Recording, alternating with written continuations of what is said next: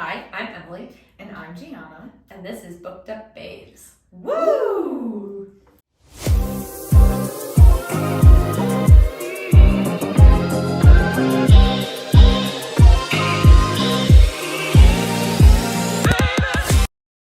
All right. Hi, everybody. Hi. We're back again. Yes. Booked Up Babes strikes again. Strikes again. Third time. Yes. Emily's been pretty busy. Yeah. It's done. But, Nutcracker gets me every year. It was my first year actually going to see it. And it was so amazing because it's like I've never been to a ballet. Like, I've never, other than your performance during the summer. That was my very first time seeing like a ballet performance. But I've never seen like the Nutcracker. I've never gone to like a show in like a theater or anything like that. But my understanding of it is like, there's a stage and you sit in a seat and you watch it. But it was so cool that like my first like ballet holiday performance was at Rosecliff. Oh my God, yeah. And like going from room to room and you guys were like right there and it was amazing. It's a really cool Nutcracker, like as somebody who's been Nutcrackering since they were 8 years old. Let's turn it into a verb. Yeah. I've been cracking them nuts. I literally, to me, this Nutcracker is the most unique because it is so site specific. And like you do move around a mansion and like see the Nutcracker story told in a mansion instead of just being an audience member in a stage. Yes, it was amazing. Yeah, it's super cool. Like my family has flown out now twice for it. Yeah, because it's so good. Yeah, I think I had a smile on my face the whole time because I'm like, these are my friends. They're doing cool things. So Emily's been just a little busy, but we're back. We are, and we're gonna talk about the Book of Azrael by Amber v. Nicole. Yes. I'm not gonna lie, this book took me by surprise. I loved it. I Yeah. had a really fun time reading it. Yeah. Yeah. And like, when you first get into like a new fantasy novel, you're like, okay. Yeah, here we go. There's always a little apprehension. Yeah, because you have to like prepare yourself for everything, all the information that you're about to like take in.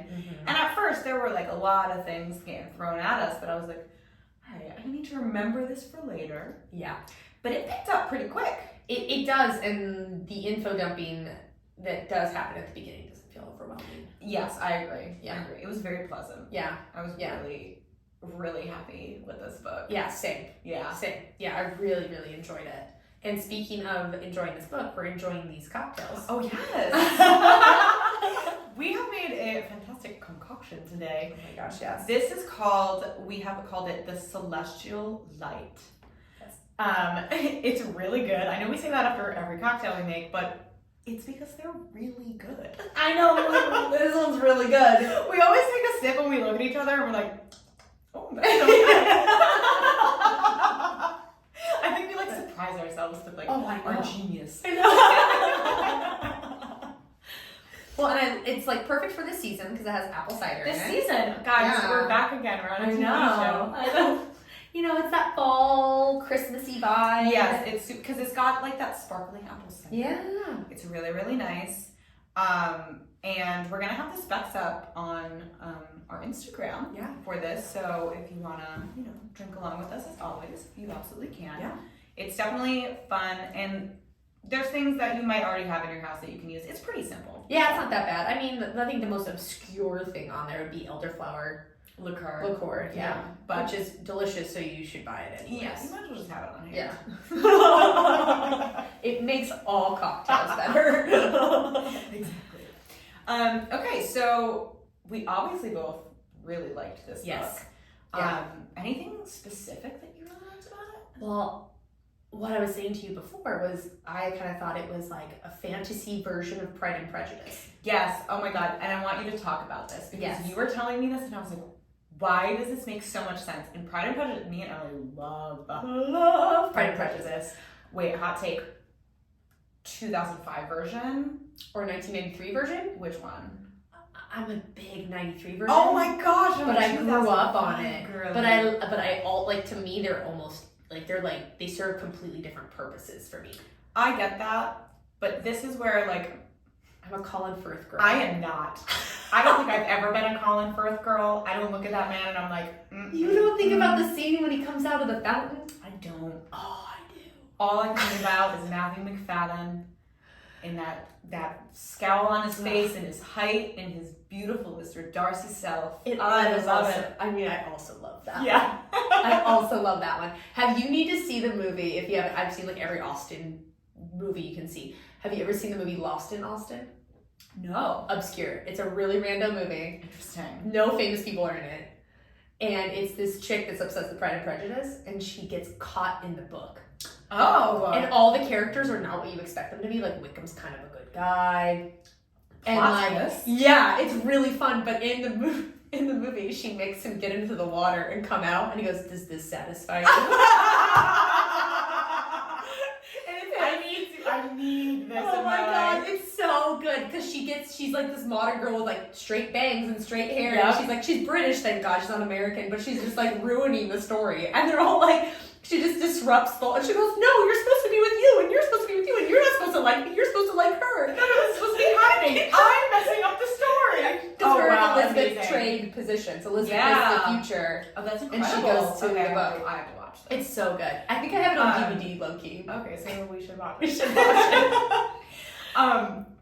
Okay. Rant not over though. No. Because there's It's actually a book called it's called Darcy's Story. It's literally written from Mr. Darcy's point of view. And it's written the way that Jane Austen would like write a book. It's actually really, really good. I thoroughly enjoyed it. And it's actually been like, I don't know, it's been like acclaimed by like some historians as being like, or like people who like pay attention to writers. Yeah. Or like, this is actually really well written. I think that if Jane Austen was alive today, that she would probably greatly appreciate the way that this was written. Wow. So I have a copy of it if you want to read it. But yeah, I found it in a vintage bookstore in Vermont, and I was like, Pride and Prejudice is my jam. Yeah, same. So I'm gonna read this. That's and it was amazing. really good. Okay. Yeah.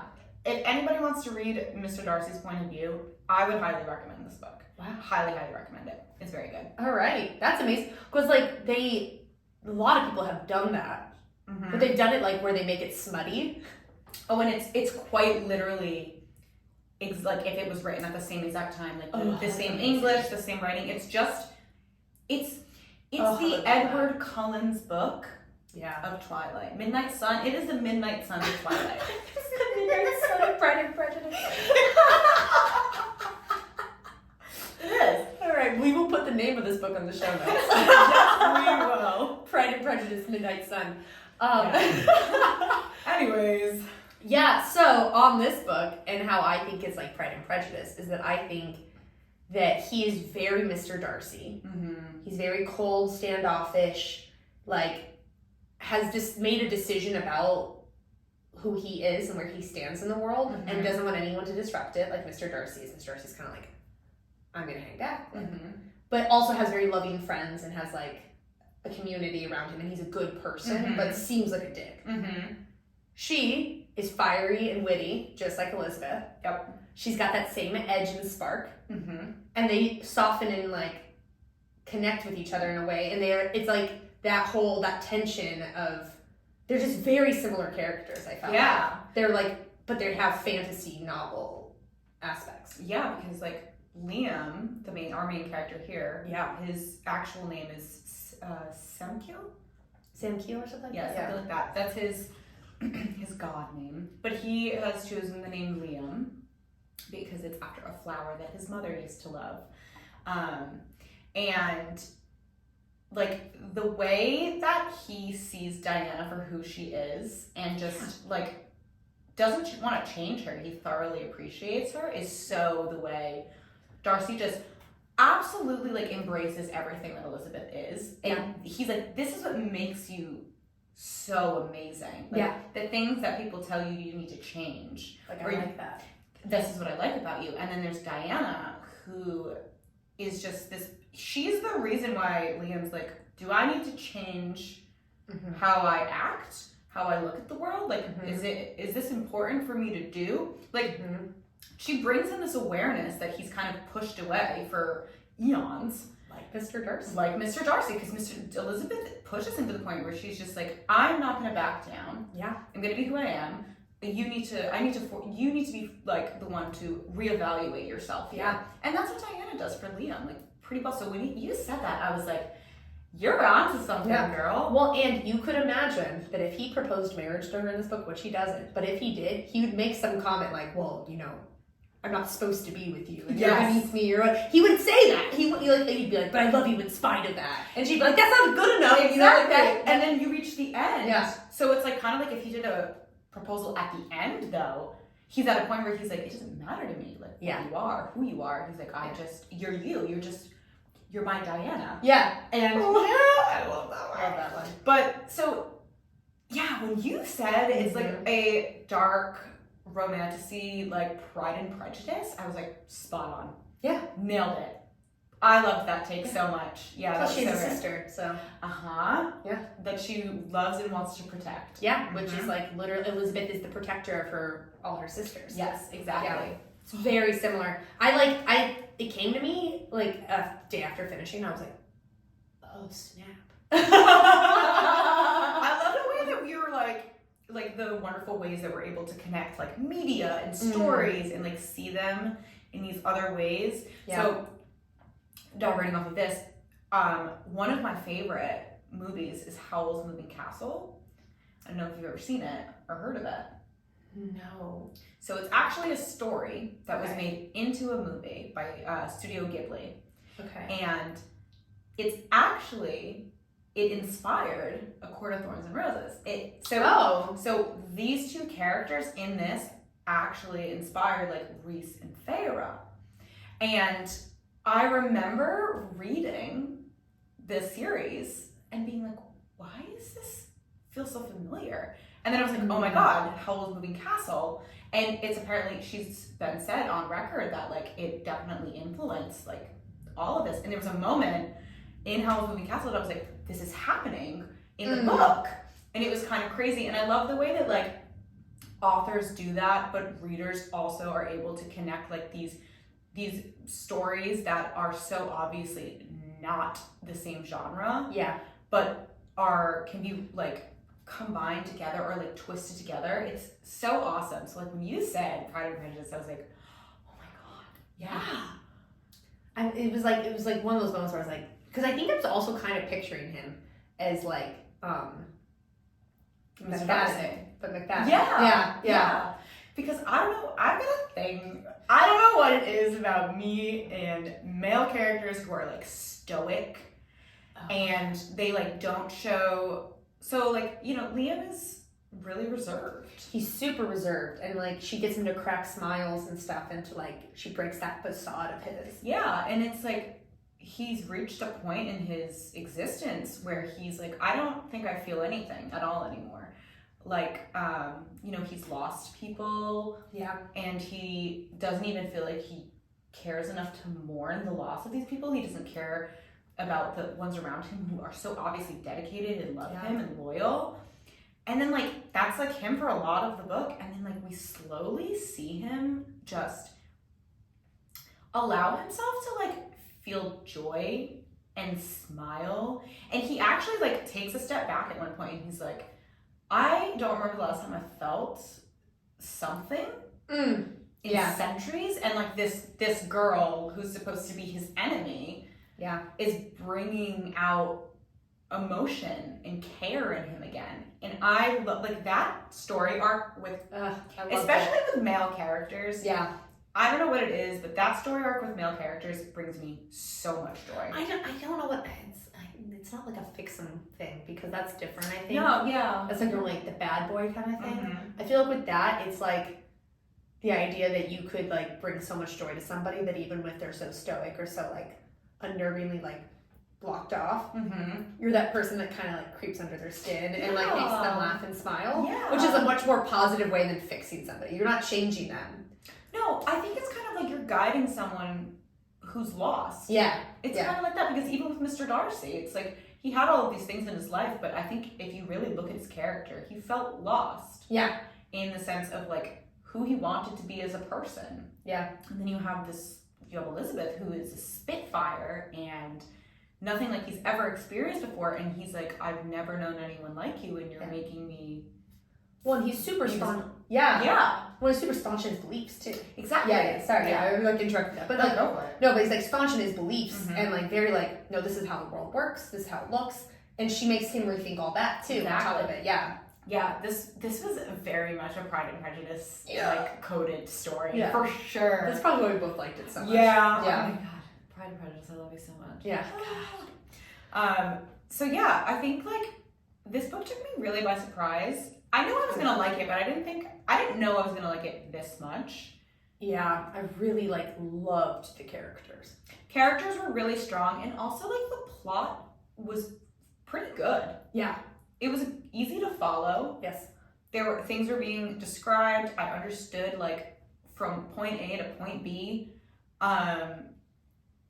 It was good. It was well done. It was, and I like a good story where there's like the world of fantasy, like where all the like there's like vampires, there was like so many different kind of fantasy characters in it. That was kind of fun. Yeah. Yeah. I know there'd be like vampires and like these like there's gods, there's vampires, I don't know how to pronounce what she is though.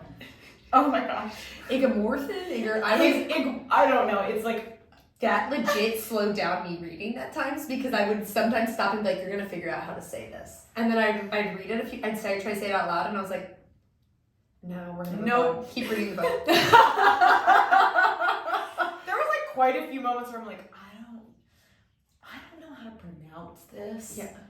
But I see you. I see that you're there. And there's no audiobook version of this book. No. I tried because I'm so busy. I was like, I might actually just audiobook this. And I couldn't. And I was like, damn it. So we don't have actually any guide on how to pronounce some of these things. Yeah. But I think it's pronounced like ig. Like if you click it on your Kindle, will it give you a pronunciation and a definition? I don't think so. I've never done that. Oh my god, really? I love I've never that. done that. Oh my god, if you're on your Kindle, oh my god, I'm blowing your mind right now. You are. You can hold your finger on a word and it gives you the definition of the word and the pronunciation. But it doesn't really work with fantasy. Oh my god, I did not know that. Yeah. Wow. I mean, some of these words are pretty good, like Rashirim, which that's the world that Liam's from, right? Rashirim? Yes. Yeah, and then like where this is taking place is on Onuna. I mean, it's a fantasy novel. There's a whole lot of made up words in here. I know. There really is. And then like there's the four kings of Yehedin, Itcher, Haldanen, Gwendirnon, and Aphelion. No, I don't even know. Oh my goodness. Yeah, there were moments where I was like, we're gonna pretend like we understand what that is. We're gonna move on. Yep. I'm gonna memorize what this word is and like put to memory what it means in the context of the story, but I'm not gonna pretend to know how to pronounce it. All right, I looked it up and it's Igmorothens. Igmorothens. Oh shit! Did you click it? Oh, let's try. Hold your thumb over it, see if it gives you a definition. No. Damn it. Didn't think so. Oh well. Well, that's what she is. That's what and she is. Technically, She's like a demon kind of thing. Kind of. She's a. So this book series is actually called like Gods and Monsters. So she is. So the god here is Liam, and his kin, who are called Celestials. Yes. And then there are Igmorothens, who are essentially like their enemies. So they are the gods, and then the Igmorothens are the monsters. The monsters. Okay, yeah. And essentially, what happens here is, she's not supposed to exist. Yeah. When Liam finds out what she is, when any of these Celestials find out what she is, they're like, "You're not supposed to exist." Yeah. And I don't think that, and she really doesn't have a full grasp on like what her history is, where she came from, because she made a plea to a higher being, and named Caden. Caden is the one that answered, and he doesn't tell her anything. No. He's like, "I'm your master, you are my servant, you do as I say." Yeah. And that's pretty much it. That's been her existence for hundreds of years. Yeah. And So another fantastic thing that Emily brought up is like, she's not 19 years old. I loved that. That was literally the first thing I said. I go, holy crap, we have a main character who's kind of low-key the villain and not 19. Yes. Mm-hmm. Like, the first half of the book, I was like, she is not the good guy. Exactly. Like, she kind of sucks. She doesn't suck, that's just her nature. Yeah, I mean, she acts without consequence. She doesn't think about the consequences of her actions. And she knows that her existence is to do whatever Caden wants. And that involves, you know, killing people who don't deserve to die. Yep. And she does it. It's like this blind following. Yeah. Because she knows if I don't do what he says, he's going to hurt Gabby. And the whole reason she's doing anything at all is to say, I gotta say, the love that this girl has for her sister. Yeah, we're going to talk about that. It's a little extreme. I would agree. I was like, I love my brother, but if I did something like this for him and he lived an extra 100 years and then died, I'd be like, well, you're welcome. Like, I mean, don't get me wrong, I'd be sad because I'd have to, because now she's immortal, but like, your sister, you gave your soul up for your sister. Mm-hmm. And now she's lived hundreds and hundreds of years because of you. Mm-hmm. Like, at what point is your sacrifice enough? Like, and what point do you stop? And that's so crazy because Diana will just keep sacrificing herself over and over and over again for everyone except herself, to be honest. So, like, she's made this major sacrifice for Gabby, and she continues to make this major sacrifice, and Gabby's like, I don't want you to keep doing this for me. Yeah. And I think that's what makes Diana so complex, because it's like, you don't read a lot of characters like her who are so utterly devoted to this other person that they would commit terrible, terrible acts. Yeah. Follow and be essentially a slave. Yeah, to a really terrible person. Just so another person can continue to live a life. And the other person is kind of just like, I don't need this from you. Like, what I need from you is for you to live for you. Yeah. And it's kind of, the devotion is wild. It's really wild. Yeah. And it's not that, like, I'm gonna sound like I don't love my brother. No, I love you, Matthew. But, like, it's not that I wouldn't, like, you wouldn't go to the ends of the earth for your sibling, but it's also of, like, at what point, like, when Gabby brings that up, at what point are you almost using me as a crutch of why you're doing all this? Yeah. And, like, why aren't you kind of, like, just living life for yourself? And she probably doesn't, honestly, when Gabby does bring that up, I don't think she even has the answer to how she would live life for herself. I don't think she knows. I completely agree with that. I think she has now conditioned herself for hundreds of years. It's probably more conditioning than it is actual love at this point. Yeah. I think you're right. Well, it's that, and it's also, you know, you have this existence where you've had this one person, and it's like, now you have to continue this existence without that one person. And I think that it's like, yes, she wants Gabby to have a life, but it's also like, Diana's like, I cannot be alone. Yeah. It's like this genuine fear that she has absolutely nobody left after that, because she's not with friends. Yes, you know, which is a huge difference. Yeah, that's like the community she's in, no one cares about her. Exactly. Like the two people she works with, blanking on their names at the moment. So sorry. I almost said Isaiah, but that's not it. Something like that. It's like normal names. Kind of, yeah. Oh, one of them. Oh shoot, Alistair. Alistair is the one she kills. Alistair is the one that she kills, and then the other one who ends up being one of the biggest villains. Yeah, who Liam was like, I thought you were dead. Well, yeah, we'll go down that path.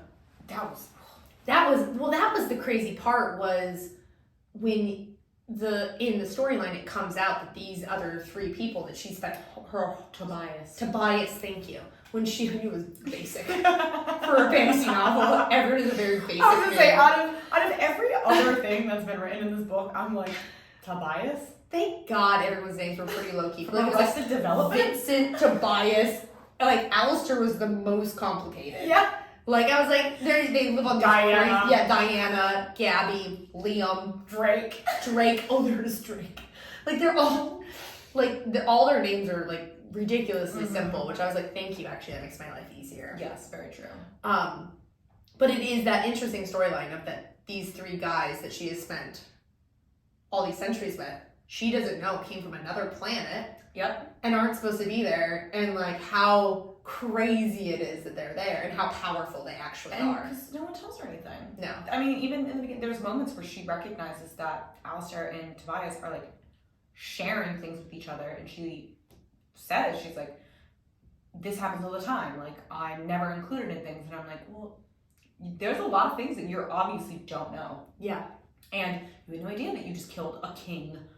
And now the other person that you've been working with that you just think is annoying is also a king. Yeah. And it's like, oh, yeah. So she just lives this, like, existence where she has nobody. There's no one, she has no support system besides Gabby. And I think, like, I think it reaches a point where it's like, it is love.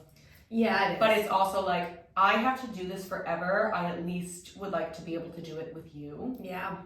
Well, and it's her one branch to humanity. Yeah, exactly. And she knows that. Like, she doesn't like the person she's become. Oh my gosh. What? We're gonna go down, I'm sorry, I just had an epiphany. When we get to this part, we're going down some Vampire Diaries shit.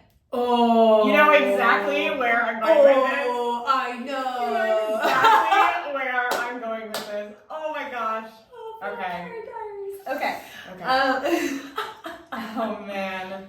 But I think that's why she holds on to Gabby so much, because there's also probably a level of selfishness to it. There's a level of love. There's a level of like, if you go, my humanity goes. Mm-hmm. Yeah. And like, she loves the fact that she has that part of her that like Kaden can't get rid of. Exactly. Definitely.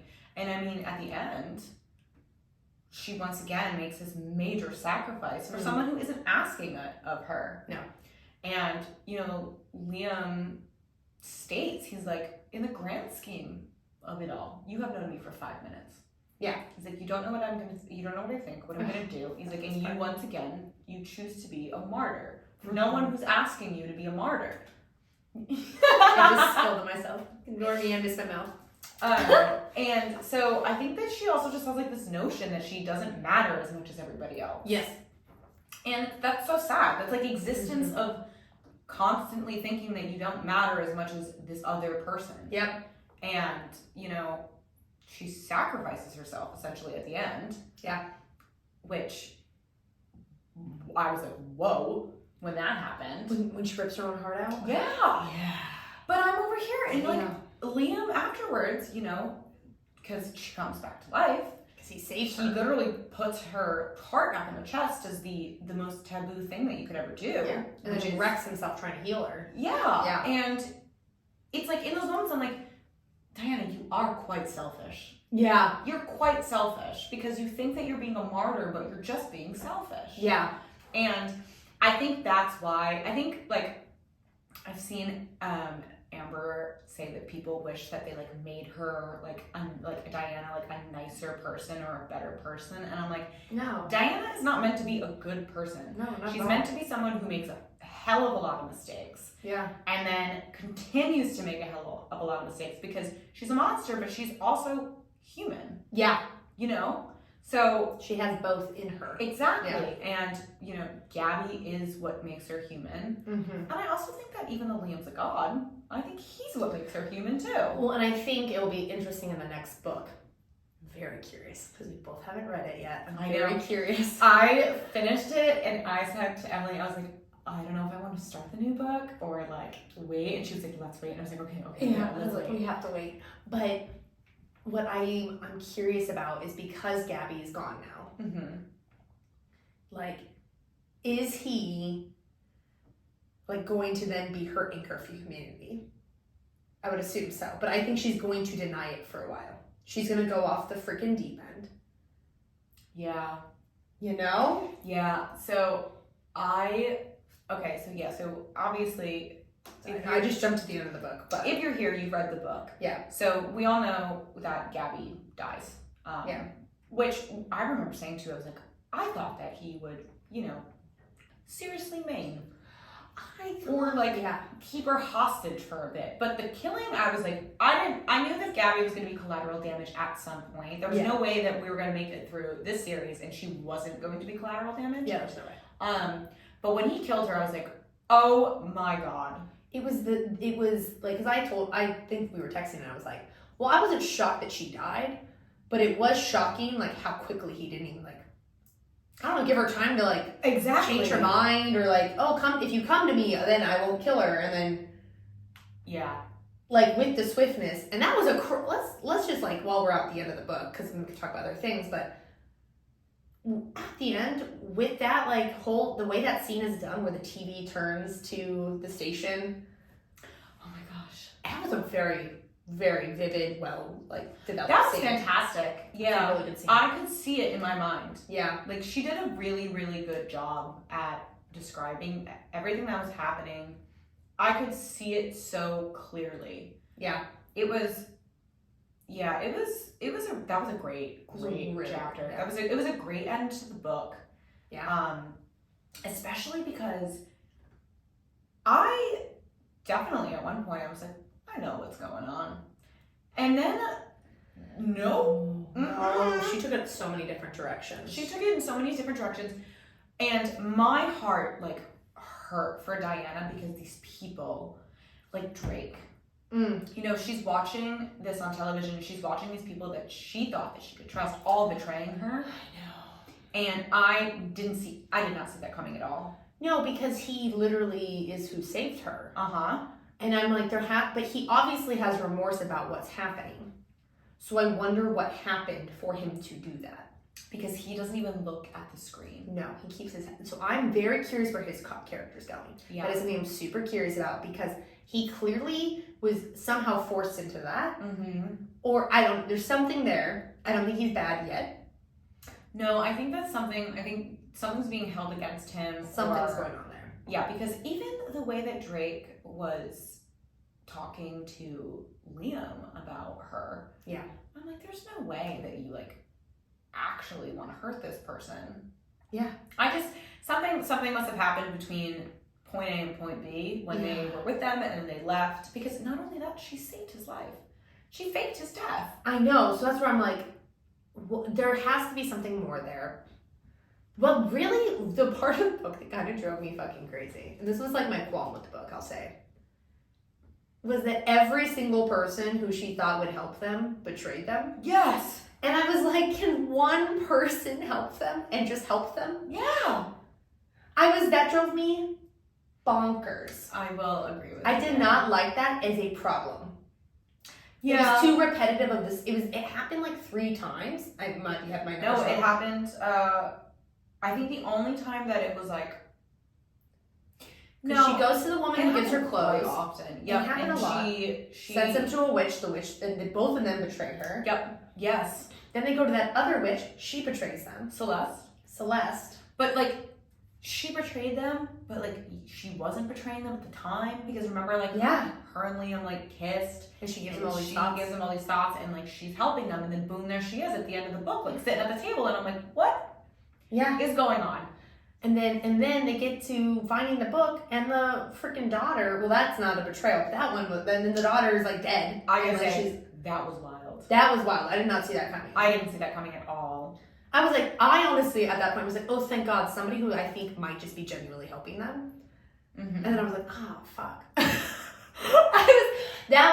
To me, I was like, can we find a different way to have conflict? I can agree with you there. That was my only qualm with the book, because I was just, like, every time I was like, oh, this person, like, and then, like, Drake eventually then also betrays her, and I'm like, can one person just be on this girl's side that she's lived hundreds and hundreds of years with? Like, these are all her people, and and every single person is siding with Caden, even though they don't like him. I think what it boils down to is it's either fear or power. Yeah, to me, I was like, I need a different conflict than betrayal. There was definitely some, like, repetitive points, like, throughout the entire writing. I mean, if she knocked him with her shoulder one more time, I was just like, God, but he loved it so much. I know, but I was like, how many times are we gonna do this, Diana? A little shorter. I'm like, learn another move. So there was like a moment I was like, okay, so there she is again. Yeah. Okay. Knocking her with his shoulder. Okay. Knocking him with her knee. All right. I guess we're just knocking him. Whatever. So there were definitely parts of it that were repetitive. I do definitely agree with you with the that was my the conflict of it being like, I was like, because it's like you sit there and you're like, okay, good, and you're like, wait, okay, again. I didn't like the fact that I kept thinking to myself, again. Yeah, that like was you shouldn't want to feel that way when you're reading a book. I would love for those hijinks to happen, but for different reasons. Yes, that was my issue. Yeah, like maybe Caden found them at one of these places, or maybe Tobias found them sooner at one of these. Like I would rather it have been the person that they're trusting for that minute isn't constantly betraying them. Exactly. That just like, because I was like, why do you keep trusting people at this point? But they had to in order to get anywhere. In order to get anywhere, they kind of had to. Yeah, it was just no, that's a very small qualm. Because to be honest, it wasn't that big of a deal. But it was just like this one little thing. I was like, dang it, I wish there was a different. And now that we're talking about it, I'm like, okay, well, Celeste actually must have always been on Caden's side, because she led them to Azrael's daughter, who was actually dead. Yeah. And being controlled by Tobias. Yeah. So I'm like, okay, so maybe Celeste was actually never on their side. Yeah. Oh man. I know. So that wasn't. And so I'm interested in the next book, like how that will go. Yeah, definitely. Well, I mean, the next book, I am concerned for everyone involved. Literally everyone. Well, and plus, like now, Caden has the book that can kill Liam. Exactly. Oh my god, that whole part. So it was a good scene. I remember being like, in that moment, I was like, Liam, you are the dumbest boy in school. Oh my god. What are you doing? He's so in love with her. And it's like, you just spent this entire book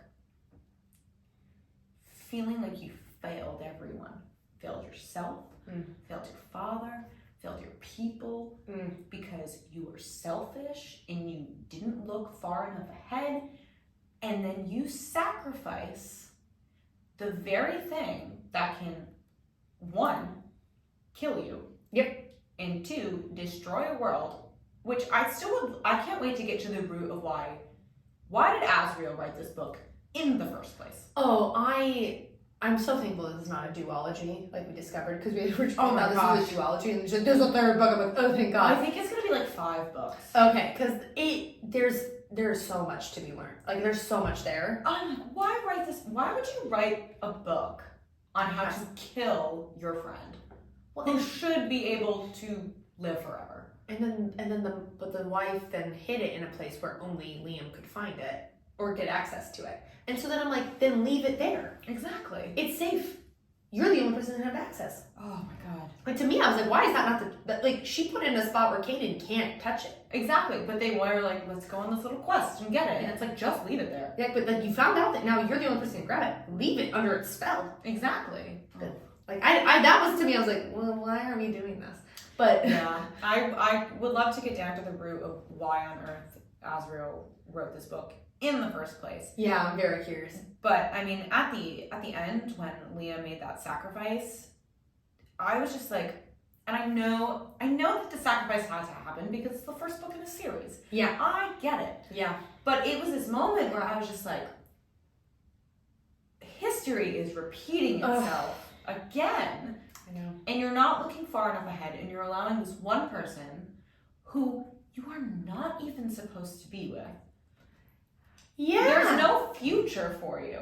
They can't get married. Exactly. No, well, who knows? Not married, actually, maybe. But like, they're like, she's a monster and he's a god. She is considered his true enemy. Yeah. So I was like, I can't believe that just happened, because I couldn't believe that it was like, I watched him make this so much progress throughout the entire book just to see him kind of like recede. Yeah. And I was just like, you were doing so well. I know. And you did that. And like, don't get me wrong. Romantic. Beautiful. Yeah. I mean, did I eat that shit up? 100%. Bet your bottom dollar I did. His one-liners in this book? Oh! Get out of town. Oh! The way, and he's like, I don't know how to go words, but it's called love. Liam, we're gonna have a moment. You're in love with her. Why is everyone keep saying I'm in love with her? Because you're in love with her. Because you kind of are. Because you legit say at one point, I will rip this world apart just to hear her talk more. If you don't know what that means. Quick question, what do you think that means? I don't think that means that you want to be best friends with her. Not at all. You might love her. You might love her. You just potentially destroyed the world as well as signed your own grave For her. But you have the audacity to question. to say, why does everybody keep saying that I love her? I wonder why. When he said that after he saved her life and lost the book, I was like, wait, you haven't figured it out yet? Like, oh my God, sir. When we're in your POV, the way you describe her is insane. Like, oh my gosh. Oh, like, I feel like we should start pulling up quotes. Because I'm sure we both highlighted moments. We're going to pull up quotes. Also, I will say, I said this to Emily before, one of my favorite parts in this book is in the beginning, before they start, like, working together and, you know, being on the same team. Whenever Diana would see him, she would say, hello, lover. And I'm like, you sassy little bitch. I love you so much. Oh my God. Oh, yes. Let's see here. What do you have a quote pulled up yet? You go first. Let's see here. Also, I love how she might have been like 100-year-old person, but a girl is still a girl, and he came back with like a haircut and new clothes, and she was like, who made him hot? Why is he hot? And I'm like, I don't feel you, girl. Okay, well, I found this one of her, which is actually a really good one too. Time passed, yet it had no meaning when I was with him, and that terrified me. Oh, That was a good one. oh my goodness. That one was from her though.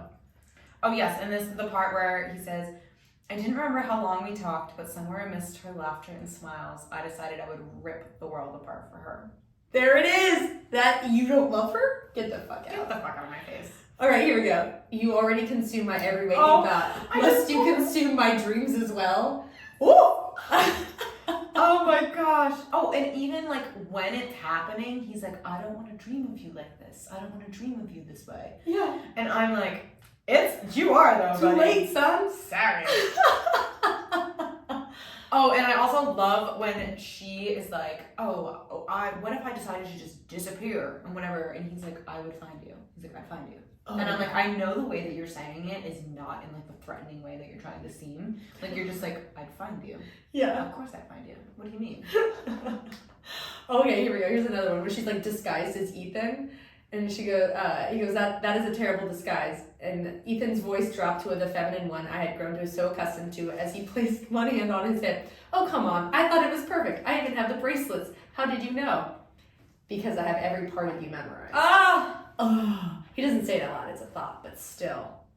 He just is like, oh. He's very And then steamy. when they're like, you know, getting busy. The one steamy scene in the book. Getting busy. A part of my soul had been waiting for this woman, and one kiss from her had undone me. A voice I couldn't ignore quietly insisted that she was what I had been missing. It's her, it's her, it's her. And then he follows it up by saying, for the first time in centuries, I felt that old familiar feeling rushing through my veins. And I'm like, you're telling me that you don't realize that you led her? I know. You're It's like insane. basing your current existence in the fact that you can now feel your existence off of this woman. Yeah. It's wild. It's insane to me. Well, and, let's see what this one is. What was wrong with me? Diana was not like anyone I knew. I had slain creatures the size of stars, yet this fiery, headstrong woman made me nervous. She was tying me up in knots. I needed to tell her how I felt, but I first had to figure out what I was feeling. Why don't you know? Yeah. It's so good. And when he says, you crawled beneath my skin like, I don't like the fact that he said like some parasite. Oh, yeah. But he's like, you have infected me and it has cost me the world, so now I have to prepare armies once more for war. War, Diana. And then he proceeds to say, that is just it, Diana. You are worth it to me. Yes. And he has like these sweet little moments. And especially when I'm like, because he says, in the grand scheme of it all, we don't know each other very well. You don't know me, you've known me for 5 minutes. Yeah. But he says, I may not have known you very long, Diana, but you have a tell. Your tell is that somber silence that takes you away from me, the one that shuts me out. And I love the way that he worded it. I love that he said the silence that takes you away from me. I'm like, God, you're so down bad, Liam. You are down bad. Gain some sort of understanding, please. Please. Oh my God. Okay, this was my favorite. Like, I thought this one was funny where he goes, if we weren't so preoccupied with finding this book, I would show you in 7 different ways how much it does not affect how I feel about you. And then, like, shortly after he goes, that's 8 ways now, because when we leave here, I'm going to fuck the word friend out of your vocabulary. Oh my God. Oh, and just don't even get me started on the my Diana part. I'm like, that part, yeah. I was like, swoon, Liam, I love you so. Yeah. Oh, so good. I loved their relationship. And I it's like, too. It was very organic. It was very organic. The way they were written was very well done. I really, really, really enjoyed that. Yeah. It was really nice to see. I mean, I think at first, when I was first reading it, I was like, wow, for 2 people who don't trust each other, you're really opening up to one another. But I think that they both, in those moments, were like, you are someone who's not supposed to mean anything to me, so I'm going to be vulnerable. I'm going to talk about my fears and the things that bother me because you don't matter. Yeah. And then it's like, in the process of being like, I'm going to talk about this because you don't matter as much as if I talked about it to someone who did matter. Like, they started to mean something to one another. Oopsies, you matter to me now. Yeah, and I loved the fact that he started to sleep next to her. And I loved the fact that she would run her fingers through his hair to like keep him calm. And I'm like, in those moments, I'm like, you're telling me that you aren't about to like fall head over heels about with each other. Well, she knows quicker than she knows what she's doing. Like she's not dumb. She's like, I know this. She goes, he has complete control over my emotions. But I do think like their love story is going to have a really giant rocky part in the beginning of the next book. Oh, absolutely. Because I think she's going to rip herself away from him over her sister's death. Absolutely. Because I think that she still thinks that the only person who matters, who cares about her is Gabby. When you have Liam here, who quite literally gave up the world for you. Yeah. And I think she's still like so dead set on how she only has Gabby, but she doesn't anymore because like in another sense of the word, like she also has Logan. Yeah. Like Logan would do things for her now too. He likes her. Yeah. She saved his life. Exactly. Yeah. And you know, she has like people who care now. Yeah. Even though I don't think that she can quite see it yet. No. But even take away like Logan, take away like the people that have been supporting her since she decided to be of help. Like Liam is very obviously there for you. Yeah. He very obviously cares about you. You are important to him. And yet she's still so caught up in that she only has this one person and now that one person is gone. Yep. And I think in some way she's going to blame him for it because he could have not saved her, kept the book.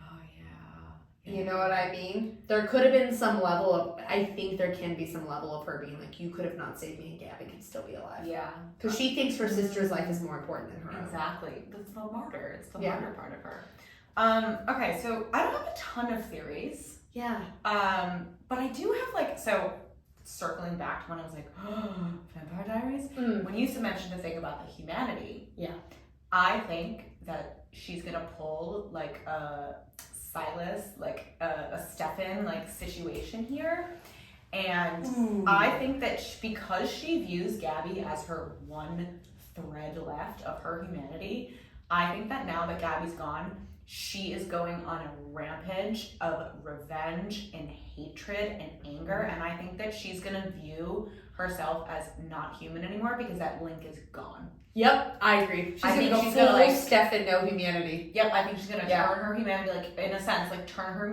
humanity off and become. I think that I think that her and Liam are actually gonna be enemies. Yeah, I could see that. I think that she's gonna go down a really bad path. And he's gonna have to sacrifice how he feels about her. Like, I don't think it's gonna be the whole book, but I think that she is going to want to watch the world burn. Yep. And he is going to have to fight against her at some Yep. point because he's like, I can't let this happen. Yeah. Which means I have to be against you. And I think that's going to be a big point of conflict. Okay, so no joke, when I read that Gabby died, I was like, oh no. And it wasn't even out of sadness, because I was like, Gabby's a fine character. I wasn't super attached to her, but it was like, I was like, oh, she's gonna become such an asshole after this. Like, that was the first, and I was like, oh no, they were doing so well. Mm-hmm. I was like, oh crap. Yeah. This is the conflict I wasn't hoping for. And to further this, so the prophecy. Okay, let's end, talk about prophecy. It says, the prophecy remains, one falls, one rises, and the end begins. It was foretold and will remain, one carved from darkness, one carved from light. The world will shudder. There will be a shuddering crack, an echo of what is lost and what cannot be healed. Then, Samkiel, you will know this is how the world ends.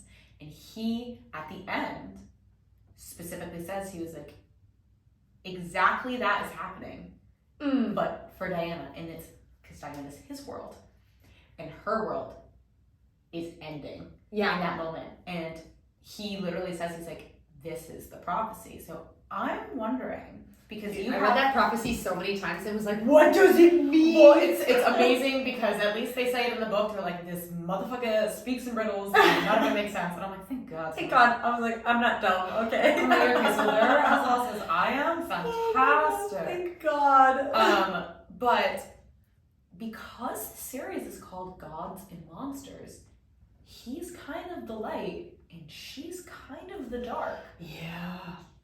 Granted, the dark could also be, Caden as well, but because at the end of this book, the emphasis, it's a romance. It's a romantasy. So I think that because at the end of this book, like, he quotes that again about how this is how the world ends, and literally ties it to Diana, I'm like, oh, maybe he's the light and she's the dark. And I'm like, I can't imagine they would die, but I don't know this author.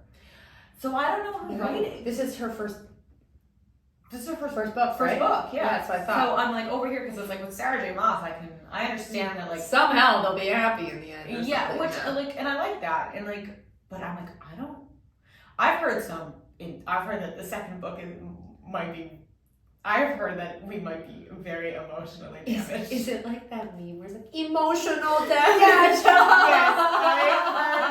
heard that. We are about to be a meme. Oh my God. Well, because the way it ended, I was like, oh, now they're setting up for like a bunch of crap to go down. Plus, what is Logan's wife's name or mate's name or whatever? Oh, like, because she's pretty much dead. well, because they don't even talk about her at the end. We just know that she's not there. Yeah, I cannot remember her. but she's gone too. I would put money on she's dead. They took. No, doesn't Caden? I might be wrong, but doesn't Caden say something like, I killed your Celestial, or like, does he say something? Or am I making that up? Maybe I just assumed she died.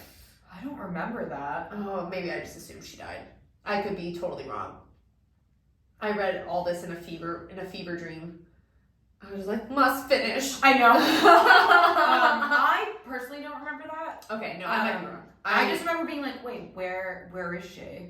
Yeah, but that whole, like, it's just, yeah, I'm trying to think of all the like ways shit's gonna hit the fan in the next book, because there's just too many. It's going to hit in every direction, and I think the biggest thing is that when they were working together, at least they had each other. Yes. And I think there's going to be a divide in them, and I think it's going to really cause a brand new, even bigger rift than like anything else that's been happening. Yeah. I think things are about to get really, really, really bad. Really bad. Yeah. That's why I was like theories. I was like, things are going to shit. Mm-hmm. That's my theory. Yeah. Yeah. But I think there is something where one of them is going to have to die for the greater good, or like I feel like there's, but he's, I don't know, maybe not. I don't know. It's hard to say. It's definitely one of those books where you're like, God only knows, because she's really good at the twists and turns. Oh yeah. So like, plot twist wise, there were so many, and I did not hate them. I'm like, these were really well done. Yeah, they were. And there was a lot of them, and I'm like, for Yeah. this many plot twists, I'm like, okay, Yeah. this was you didn't for a second let me think I knew what was gonna happen. No. So thank you for that. Well, and also, like, she, lost my train of thought. Must have been a lie. That is not real. That's not real. That's what Julian always says to me when I want to say something to him, and I go, oh, I forgot what I was gonna say. He goes, must have been a lie. That's good. I like that. No, I think it's gonna be just a lot of twists and turns because she's just gonna expound. Plus, I remember what I was gonna say. We don't know a lot about the world still. No, there's so much to learn. Like, it's clearly a very complex world that she's built, Mm-hmm. and we got like a spoonful of it. Because Exactly. Diana doesn't know, and Liam's in the dark about a bunch of crap because he's been gone for so long. So our two main characters that we're reading POVs of are actively learning, even though they're like centuries old characters. Yeah. They are 100% in the dark in Mhm. comparison to Kaden. Yeah. Kaden knows everything. Exactly. And also, I mean, Liam also just found out that, kings that he thought were dead Are on this planet. they're alive. So He didn't even know the Book of Azrael existed. He didn't believe it for almost the entire book. Exactly. So yeah, there's a lot that we need to find out. I know. I think there's just so much world building to come that it's almost hard to predict because there was so much not said yet. Yeah, agreed. Totally. Yeah. All right. Well, now do you want to do ratings? Let's do it. Okay. So once again, we got, for some reason I don't have this memorized. We want to do our romance meter. Don't forget there's a sexy meter that's separate. Okay, romance meter. 1 to 5.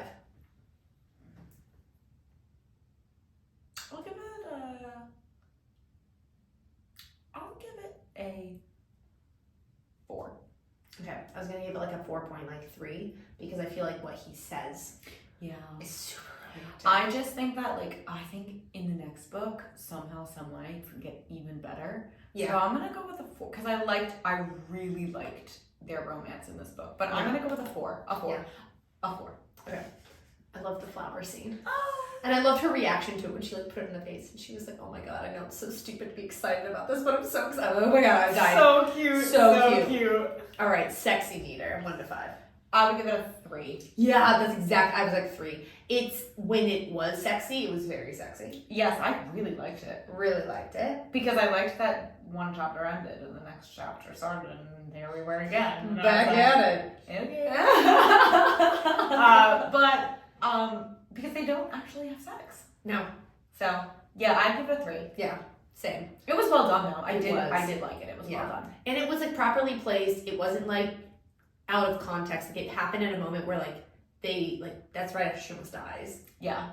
Like where he puts her back to life. So Yeah. like obviously they're like, Mhm. like live in the moment, kind of like it's the perfect moment where that would happen. Yeah, in the yeah. story. Like it made the most sense. Yeah. Okay. Overall rating 1 to 5. A 4.2. Ooh yeah. I'm hanging out in like the early fours. The young fours. I'll give it the same as I gave the romance, a 4.3. Yeah, because there's so much we still have to. It was a great first novel. Oh my god, it was an amazing first novel. Like to me, like it was one of those first novels where I'm like, wow, I'm really sucked into this. Like yeah. because like as we have said when we talked about Fourth Wing, the first novel is not always the best novel, but like Exactly. this one was really good. This was very, very good, and I'm giving it like a 4. Did I say 4.1? 4.2. Yeah, I forgot. Oh Yeah, my God. it's okay. Really onset. Just kidding. Hold us accountable.